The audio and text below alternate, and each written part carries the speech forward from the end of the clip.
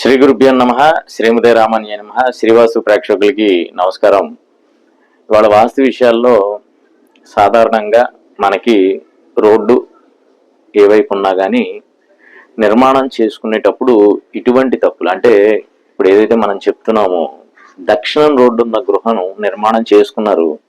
సాధారణంగా కొద్ది పెద్ద ప్లాట్ అయితే స్థలం అనేది వదులుకుంటూ ఉంటాం. అంటే గవర్నమెంట్ నామ్స్ ప్రకారం 5 అడుగులు కావచ్చు, 6 అడుగులు కావచ్చు ఇస్తూ ఉంటారు. సరే వీళ్ళు 5.5, 6 అడుగుల లోపు అయితే అక్కడ వదులుకున్నారు.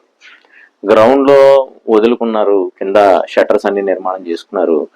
ఫస్ట్ ఫ్లోర్ కూడా కమర్షియల్ గానే చేశారు, సెకండ్ ఫ్లోర్ కమర్షియల్. ఆ పై భాగం వచ్చేటప్పటికి గృహాలకు అనేది కేటాయించడం జరిగింది.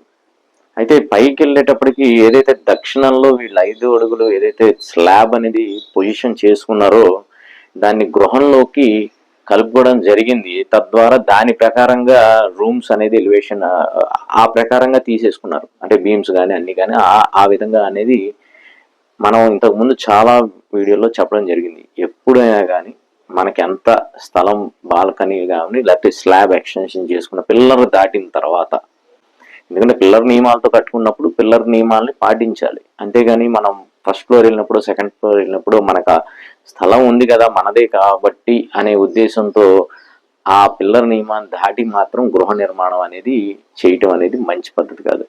ఇవాళ వాళ్ళు అది చూసినప్పుడు ఒకసారి మళ్ళా పెద్దగా చేసుకుందాం అని చూసుకున్నప్పుడు పిల్లర్ దాటి మొత్తం నిర్మాణం ఉంది.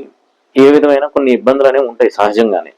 సరే ఒకసారి చెప్దామంటే మనం విజిట్ చేయడం జరిగింది. దాన్ని పూర్తిగా ఏదైతే పిల్లర్ దాటి కన్స్ట్రక్షన్ ఉందో దాన్ని పూర్తిగా మనం తొలగించమని చెప్పాము.